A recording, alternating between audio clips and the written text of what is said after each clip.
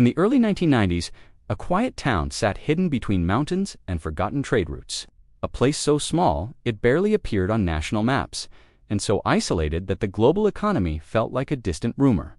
But in that isolation, something extraordinary happened, something the government would later label a violation, the press would call an anomaly, and economists today quietly refer to as one of the most fascinating economic mysteries of the decade. This town, without planning, without politics, and without permission, created its own economy, a fully functioning system born not out of ambition, but out of survival. And when the outside world discovered it, the entire experiment collapsed in a way that exposed deep fractures in the nation's financial system.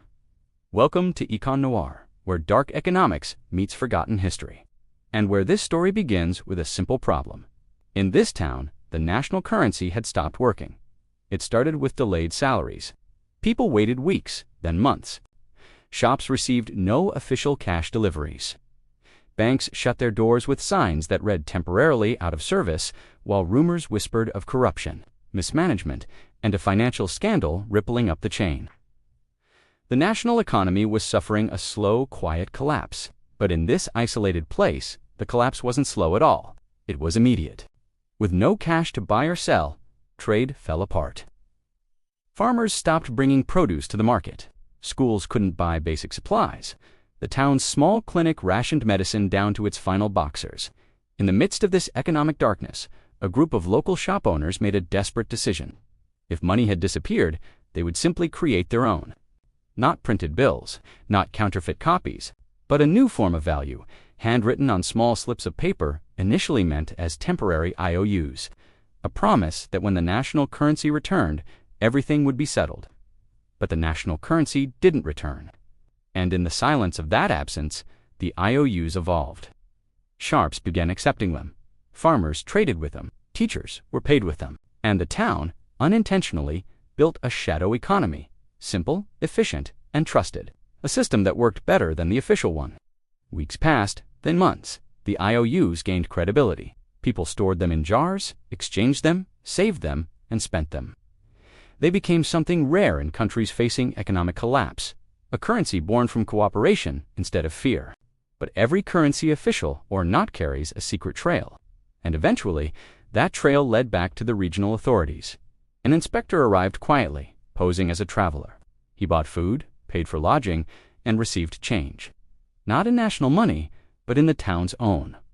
What he saw wasn't chaos. It was order. A small community running a smoother economy than the state itself. And that was the real problem. Within weeks, higher officials intervened. They declared the system illegal, labeling it a threat to economic stability. Armed vehicles entered the town at dawn. Shops were forced to surrender their handwritten notes. The local organizers were interrogated. And the improvised currency, this fragile symbol of unity, was burned in a public square under the watch of national officers. But what the government didn't understand was this: you can destroy paper, but you cannot erase trust. Even after the official currency returned, the town never forgot the brief moment when their economy worked, when value came from cooperation instead of bureaucracy. To outsiders, it was just a strange financial anomaly. To officials, a challenge to authority. But to the people who lived it, it was proof that in times of collapse, communities will build their own way of surviving, even if a nation fails to protect them. This is the untold story of a town that accidentally created its own economy, an experiment born from necessity, destroyed by power, and remembered only by those who learned that money is never just paper, it is a promise, one that can be broken or rewritten. You've been watching Econ Noir, and in the world of dark economics, every forgotten story leaves a trail.